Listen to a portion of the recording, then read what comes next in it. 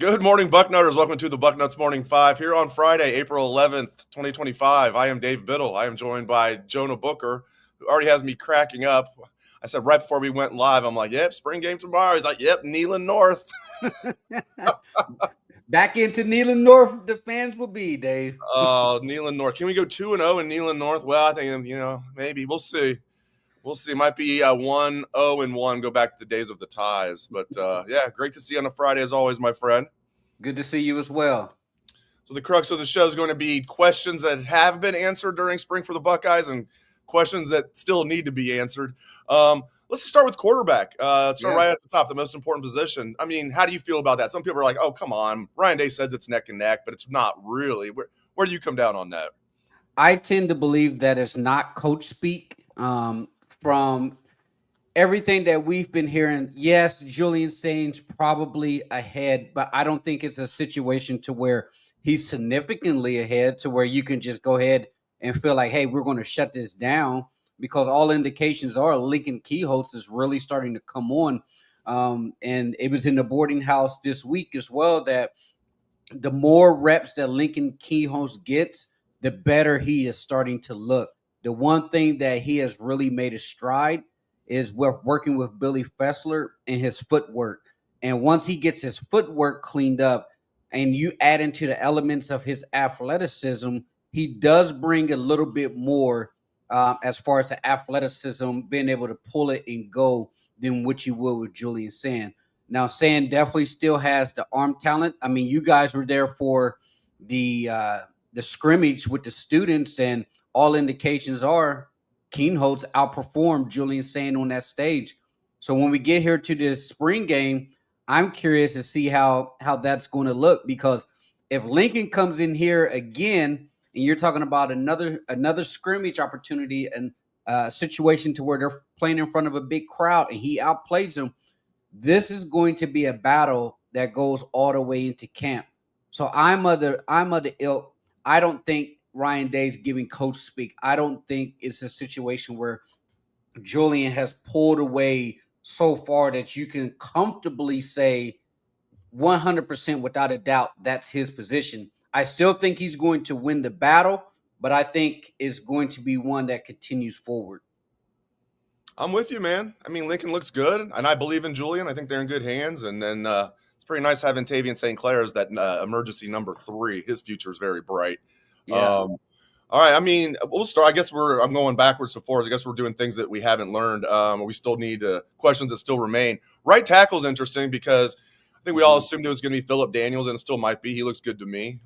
Dropped a little bit of weight down to 315. Ian Moore's in the mix, but Austin Saravel's been taking a lot of reps at right tackle. So that's a question that remains, but the depth on the offensive line is definitely a question that has been answered. So a little bit of both there, but right tackle, how do you think that's going to shake out? Yeah, I still think it's going to be Philip Daniels. Saravel, he is a valuable asset to this football team. I think Ryan Day pegged him and said he's a true swing guy.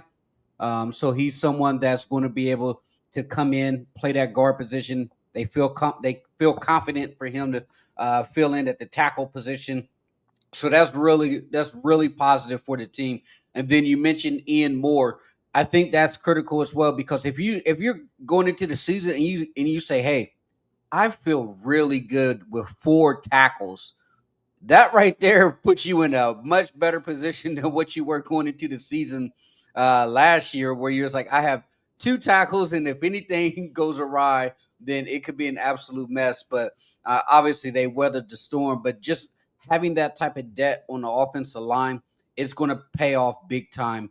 I feel good. I don't know about you, Dave, but I feel really good about this offensive line. I think they have the potential to be very, very good. Now, the one thing that really made the offensive line kind of go last year was Chip Kelly's brilliance in the run game.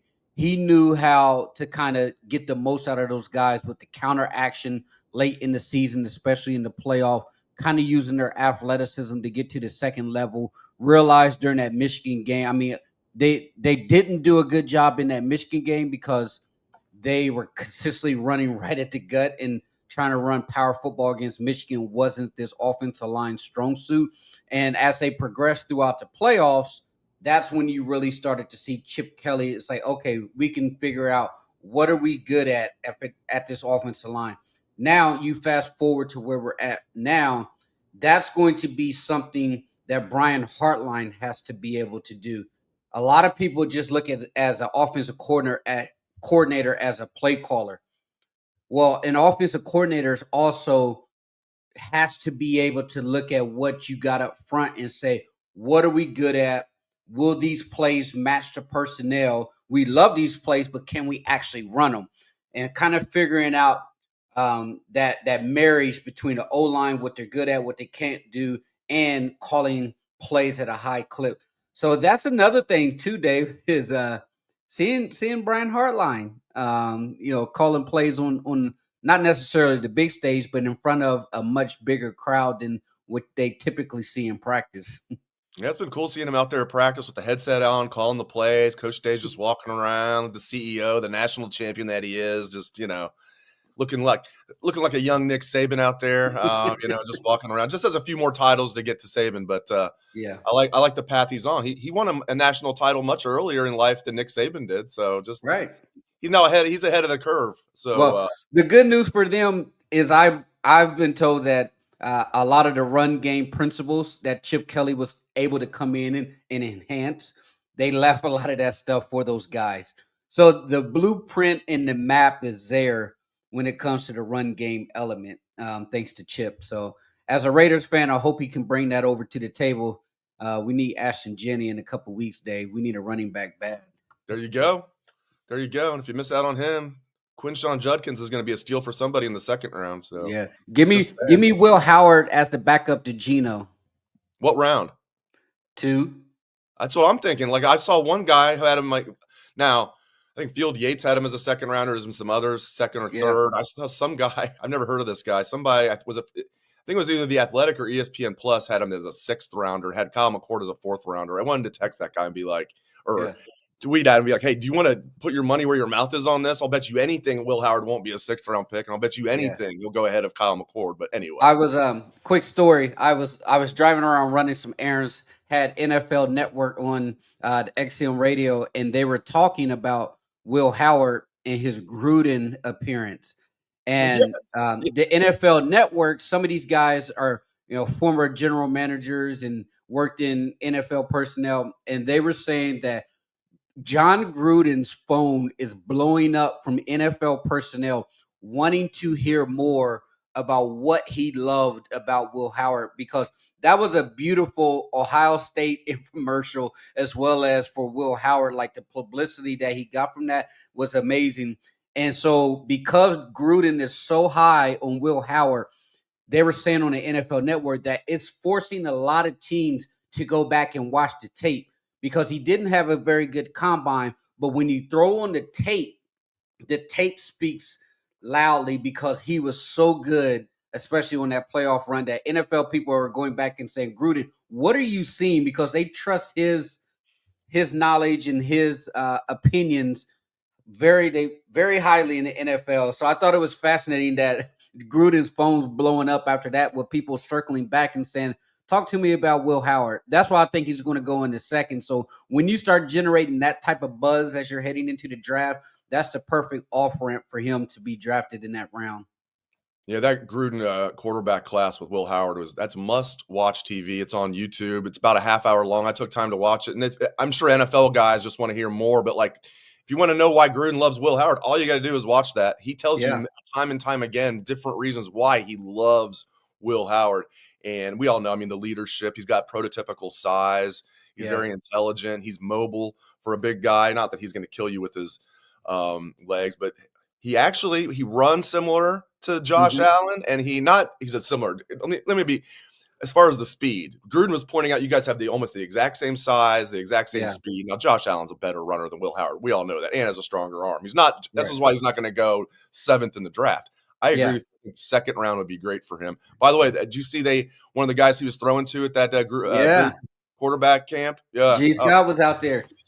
G. Scott Jr. And by the way, happy birthday to G. Scott Sr., the young man. Happy birthday, bro.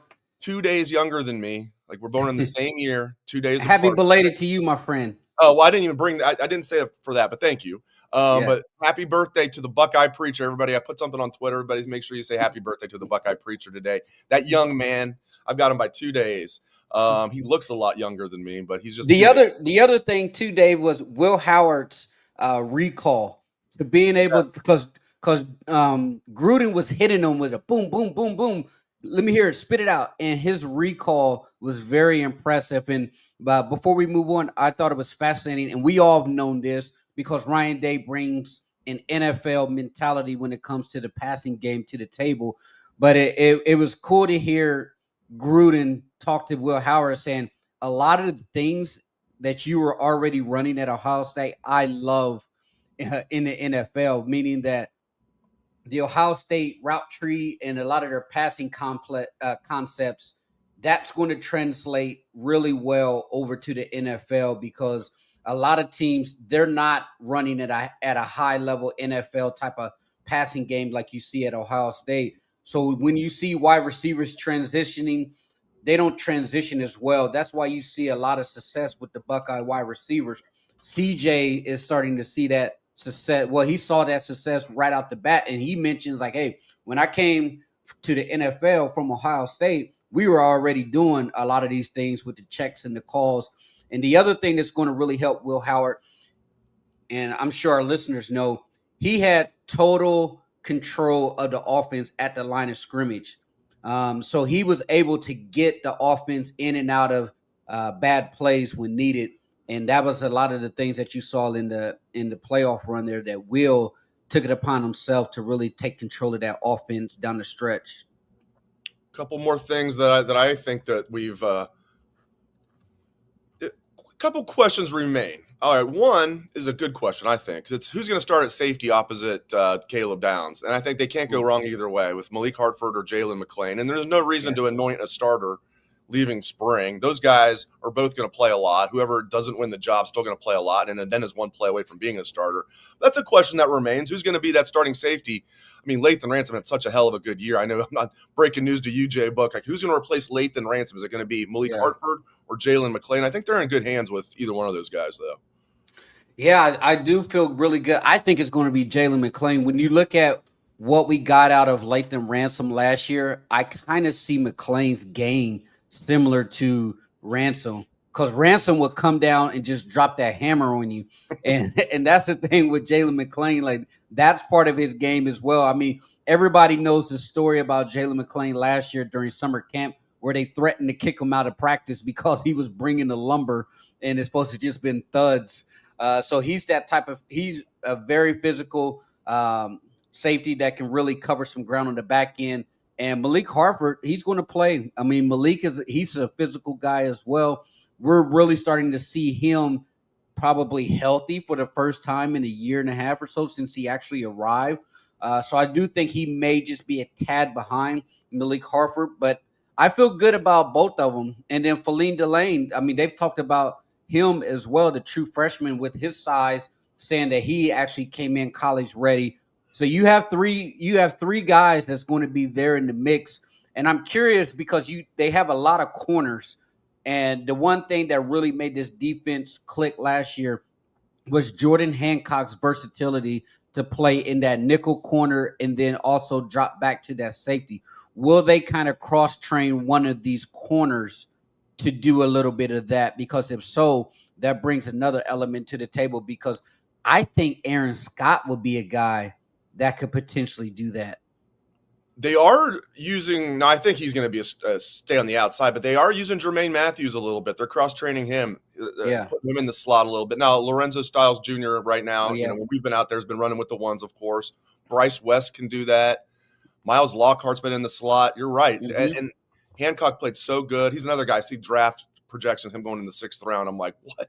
What are you looking at? It'd be one thing if he ran slow at pro day or he ran a 4.42 or didn't jump out the gym, 41.5-inch vertical. I don't know how he's projected as a 6th rounder, but anyway. Yeah, man. I mean, Jermaine Matthews is going to play a ton. He could be that guy. I think what they're going to do is they'll have Lorenzo Styles be that slot and then leave Jermaine on the outside. But Aaron Scott's going to play a ton. Yeah. Evan Sanchez is going to play a ton. So I think Bryce West is going to play a lot. They've got depth, just dripping with depth in BIA. Speaking of defensive backs, let me ask you this. I saw that they got a former Super Bowl champion Malcolm Butler from the Patriots out there helping coaching. Had a play sheet on there in his waistband. I saw the picture of that. Have you heard anything about that, or they made any announcements? Because I mean, when you're bringing Super Bowl champions into the building to help coach up this Matt Patricia defense, that's only a plus for this team as well as recruiting. I had not heard that, but I love that, and it makes a lot of sense. Matt Patricia, being a former Patriots guy, he was there for 3 of their Super Bowl championships, was coached in a Yeah. couple other ones, I believe. For him to bring, some of those players that help them win Super Bowls, I like that. It's just I love everything they're doing. With all the analysts they're bringing in, they've got like 3 guys helping out with the offensive line, and Tyler Bowen, I think, is a really good offensive line coach and a hell of a good recruiter. And he's got like 3 guys helping him out, so they're just leaving no stone unturned. I absolutely love Yeah. it. All right, one more, I think, that question that needs to be answered: who's going to be the top backup defensive tackle? You can even say top 2 backup defensive tackles. Will That's a Smith tough one. Jr. Is it going to be Tywone Malone? Is it going to be Jason Moore? Is it going to be Eric Mensa? They need at least 2 of those guys to step up behind the starters of Caden McDonald and Edric Houston. What do you think there, JB? That's a tough one, Dave. That is because that's right there. You're probably your biggest question mark on the defense. I think it's going to be Tywone Malone. I think it has to probably be Tywone Malone, considering he's going into what his fifth year. Your final year? Yeah, Yep. he's a 5th year transfer. And when you look at his size, 300 plus, they have to get something out of him. Now, and I would not be surprised because the portal opens up that you start hearing some visits creeping up regarding defensive tackles visiting Ohio State here in the next week or so, because you got to probably get one more guy at minimum in there because the depth there is a little shaky. Will Smith, I think they are starting to feel a little bit better about where he is developing. Now, can he play at a high level? It's one thing to say, "Hey, this kid is better than what he was when he arrived," to where you're at a place like Ohio State and you're saying, "We need this guy to be playing at such a high level that when we're in the Final Four, the playoffs, there's not going to be a significant drop off." That's a big ask probably for a guy from Will Smith. Can he get there? I mean, the genetics says yes, but we don't know that. We hope that he can continue to develop there. I mean, the other one is they got to get something out of Jason Moore. I mean, the time is now. Like you're 3 years into the program. When you look at the guy, he's probably one of the dudes that you would say, "Hey, first one off the bus." I mean, he's like 6'6", 6'7", 300, like pushing 300 if he's not 300 already. So you have to be able to get something out of him. When you talk about the third, I think it's going to be Tywone Malone, but I'm of the mind frame that I think they're going to bring in or at least kick the tires on a couple defensive tackle transfers out of the portal. And the way things are going right now, I wouldn't be surprised if they've already been in contact with him. I mean, if you're not tampering, you're not trying in today's era of college football. Exactly. Other programs are tampering with Ohio State's players through back channels, trying to figure out, might you be interested in coming here? Of course, Yeah. Mark Antoni and his staff, I'm sure, are doing everything they can. By the way, I love that I talked about it on yesterday's show with Steve, but I love that Pantoni is locked. I'm getting all choked up talking about Mark Pantoni. I'm so glad. I'm so glad he's locked up. It just Yeah. makes me verklempt. But seriously, I love that he's locked up. I mean, him and Mickey Marotti they're not even behind the scenes guys, but I love that Pantoni's just locked up. I mean, the general manager role, he doesn't have quite the power that Andrew Luck does, where Andrew Luck runs the football program. Ryan Day still has final say, but Pantoni, I love that he's getting, I don't know what he's getting paid, but he's getting paid a lot. He's worth every penny. All right. Dude, after this, I feel like I have so many like random things to talk to you about that's like popped up over the last week, but we'll continue on with our path. Oh, I can only imagine what you might be referring to there. Okay, and then in just a moment, J Book and I are going to get to questions that have been answered. We've gone through some of them. We like the O-line depth. What are some other questions that have been answered this spring? We're going to get to that in a moment, but just for now, we're going to tell you guys about Gooder sunglasses and a great deal you can get. You guys know I love Gooder sunglasses. J Book knows I love them. I was rocking my Operation Blackout Gooder sunglasses when we were there in spring training. at Diablo Stadium in Tempe. So yeah, the man, I'm old. I'm calling them the California Angels. Yeah, the Angels spring training home is Devil Stadium, which I always find funny. So Jay Book and I were hanging out there. I had my stylish Gooder sunglasses on, watching the Reds and the Angels in spring training. If you are not familiar with Gooder sunglasses, here are some things I would like you guys to know. They're stylish. They start at just $25 a pair. You can get a 1-year warranty. You get a 1-year warranty and 30-day free returns. They're lightweight and comfortable. They're 100% polarized. They fit great. No slip, no bounce. Tons of styles to choose from. As I said, I personally love the Operation Blackouts, but they've got tons of cool styles. If you need a new pair of Sunnies, Gooder is giving Bucknuts Morning 5 listeners free shipping. You can go to gooder.com/Bucknuts. Use code Bucknuts for free shipping. Gooder offers 30-day money-back guarantee and 100% satisfaction. Again, that's gooder.com/Bucknuts. Use code Bucknuts for free shipping. I don't know what I find more entertaining, that the Angels play at Devil Stadium or that Ohio Stadium is now Neyland North. I don't know. I think probably the latter. What you think about all that Nico smoke, man? I mean, if you go over to the Tennessee 24/7 board, and they're absolutely killing Nico. They are. They're basically like good riddance, dude. Yeah, and there's like, at some point you have to put your foot in the sands. Like, we cannot have these kids just running the entire show, because their complaint is that Hypo's getting overran by the kids. I mean, they're basically giving them pay raises every year, and they're never happy. They just keep coming back asking for more money. Their argument is, that the portal opens up next week, and you're going to go and ask for more money, knowing that if you transfer, then the season's pretty much a wash. So he's going to get whatever he's probably asking for. But yeah, if you go over to the Tennessee 24/7 board, they are not happy about this. That's so funny you brought that up, because I'm curious what they're saying about it. This is last night. I went on there, and here we go again, brothers from another mother. But like, it is crazy. I was listening to my friends Anthony Rothman and Matty Ice yesterday during their awesome show. Rothman and I saw 97.1 The Fan, and they were they couldn't even get through. They were just laughing because they were talking about how, like, Nico's in contract negotiations after he just, because even though he got a raise like a few months ago, now the price has gone up even more. It's like they were cracking up at they just stopped. Like, we're talking about contract negotiations for a guy in college making millions of dollars. It's insane what's happened. Yeah, it's unbelievable, because he probably set the pace. The first high school player to sign like an $8 million deal coming straight out of high school, like, to the point to where his situation went to trial because the NCAA was trying to come after Tennessee, and I believe like the Tennessee legislators passed some laws saying that the NCAA basically had zero power to do any type of monitoring in the state of Tennessee when it came to that. But yet, the fact that he's coming back and asking for more money, I mean, what about the locker room dynamics? I mean, you're creating a situation and a precedent to where anytime a kid has a marginally good season, he's going to be asking for more money. I mean, your payroll has to be a moving target every year if you're working for, I think it's the Spire Group, their NIL group down there. Like, if you're the Spire Group, I mean, you probably just have to say, hey, we need a $30 to $40 million range, because kids are going to be asking for pay raises every year. I'd call his bluff, and maybe he's not bluffing, but you're already paying him a lot, as you were saying. He already came in making $8 million, so I don't know if that's per year what it was. $8 million was the number floated. I don't know if that's $2 million a year, or whatever it was, or $8 million for his career if it's just 3 years, whatever it was. It's now more than that. He already got more, and now he's asking for more than the more.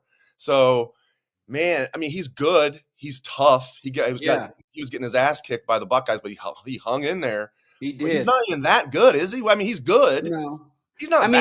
He wasn't that good. I mean, he wasn't a quarterback to where you look at him and it's like, whew, that boy right there. If you're not on your P's and Q's, then he is going to dice you up through the air. I mean, what you watched against Ohio State, if that first read wasn't open, he was pulling that football down and running. Now, granted, he was tough as nails. The boy got his helmet cracked twice, and he kept on playing. But that doesn't translate to say, hey, because I got my bell rung twice and I kept fighting, I should get more money. But yeah, I mean, he's probably looking at their backups and saying they're absolute poo poo, the backups. And if you don't pay me, then you guys are screwed. He theoretically has all the leverage here, Dave. He does. You can say it's a very smart business move by him. He's just saying, TikTok, what's coming up on Wednesday? The portal opens. If you guys don't give me a raise, someone Yeah. else will. Hey, if you're just looking at it from that perspective, very smart business move. All right, so quickly, some things questions that have been answered this spring. Okay, Peyton Pierce. Who's going to be the number 3 linebacker? There's no question about that. I mean, James Laurinaitis, Right. you and I have talked about this. They gush about Peyton Pierce. Then we get a chance to ask Matt Patricia about Peyton Pierce. He just gushes about Peyton Pierce. And we're talking about the number 3 linebacker because they obviously love Sonny Styles and Arvell Reese. What this allows them to do, though, JB, is put Peyton Pierce in the middle, and then you can move Arvell Reese around. Yeah, you can play the middle, play outside, rush off the edge. They now can use Arvell, move him around a lot. Matt Patricia, loves doing that. So, Peyton Pierce is that true inside the box, tough inside linebacker. I love that. He's a guy that just, has really made a name for himself this spring. Right. I will say this. I think we got to give James Laurinaitis his credit and his props, Dave, with his player development. It's top notch because going into the season last year, the biggest question mark on the defense was the linebackers. And lo and behold, we look back, Cody Simon was outstanding. I mean, he played out of his skeezers. I mean, that kid probably went from an undrafted free agent to being drafted this month.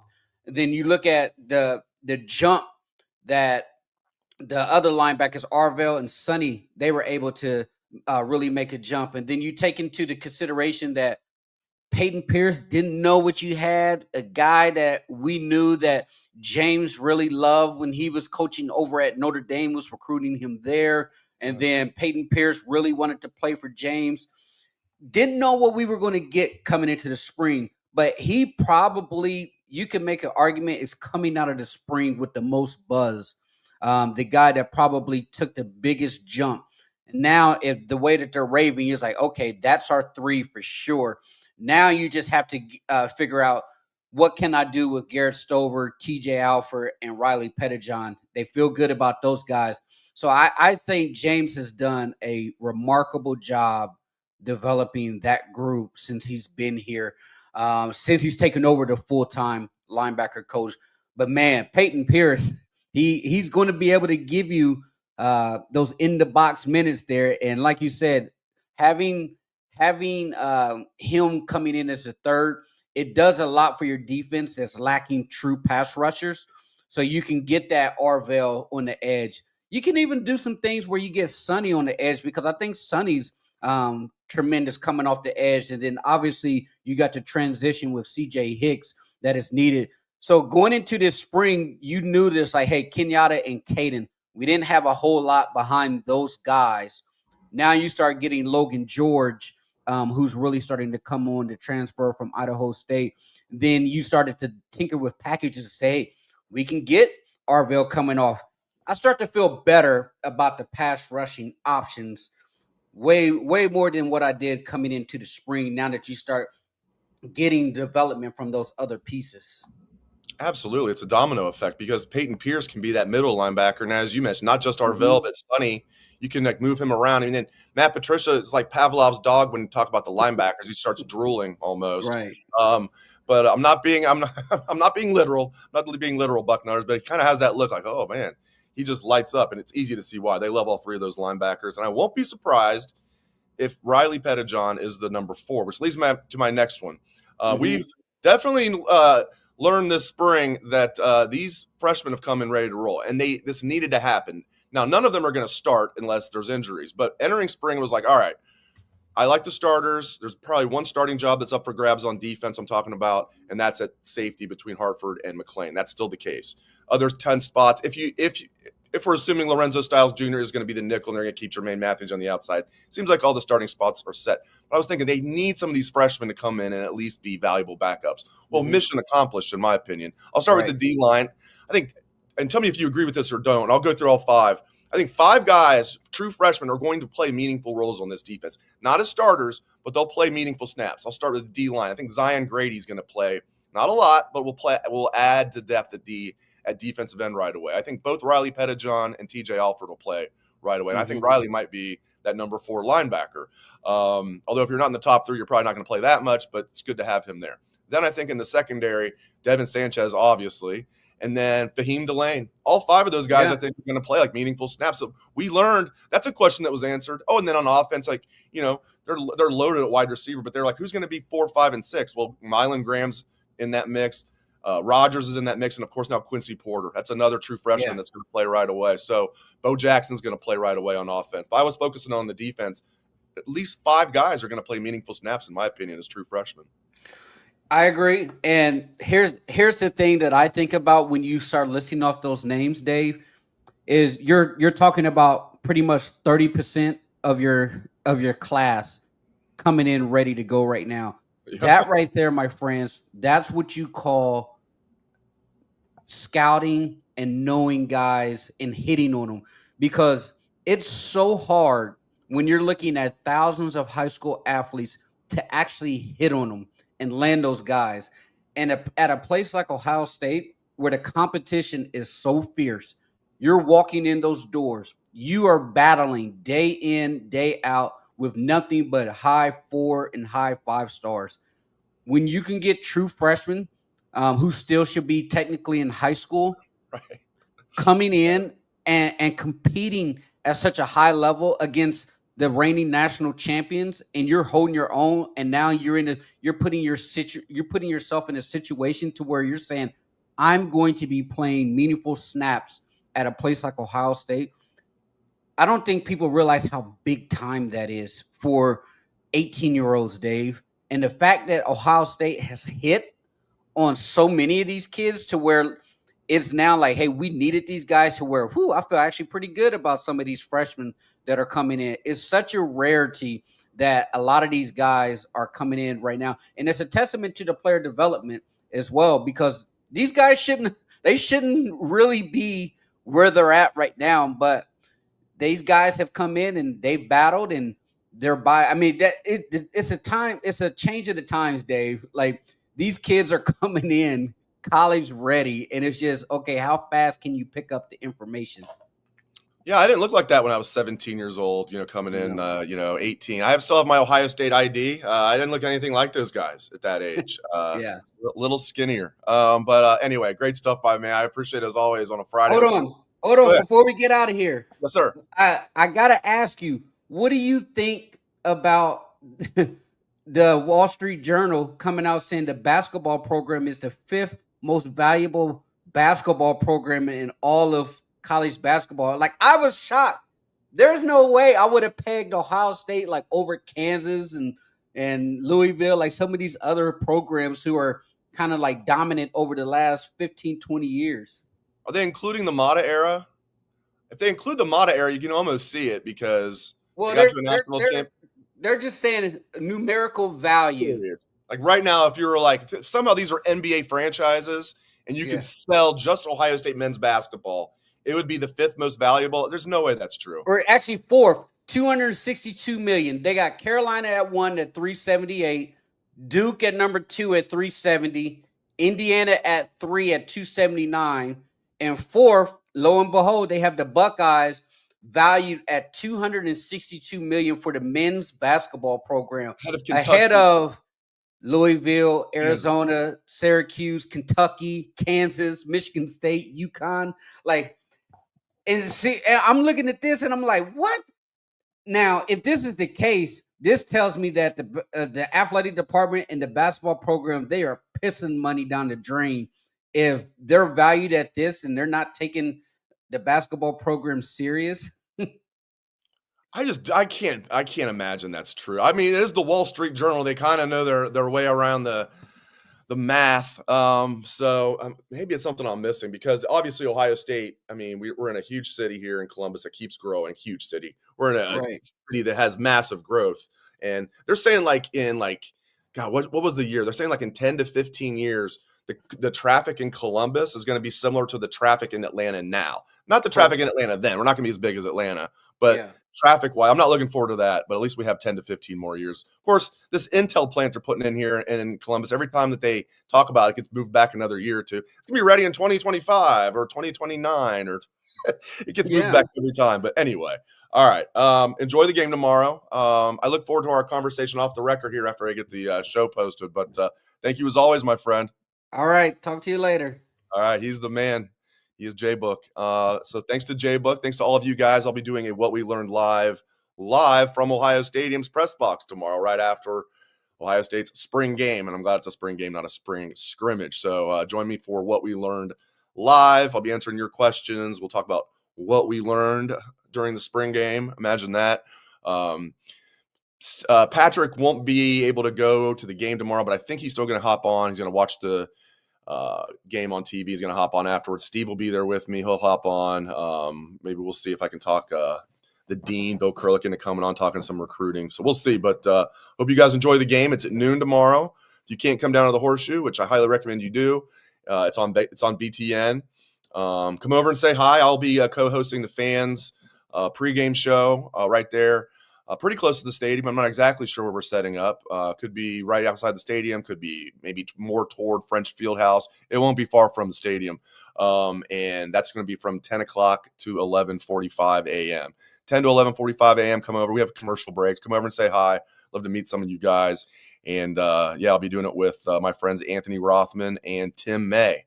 So a lot to live up to, man. A couple of legends with Anthony Rothman and Tim May. And just and yours truly trying to live up to their high standards. So come over and say hi, 10 a.m. to 11:45 a.m. tomorrow before the spring game. All right. Thanks again to Jay Buck. Thanks to all of you. Appreciate you guys so much. And again, happy birthday to the Buckeye Preacher, G. Scott Sr. All right, guys. Everybody enjoy the rest of your day. Enjoy the weekend. Enjoy the spring game. And go Bucks. Still basking.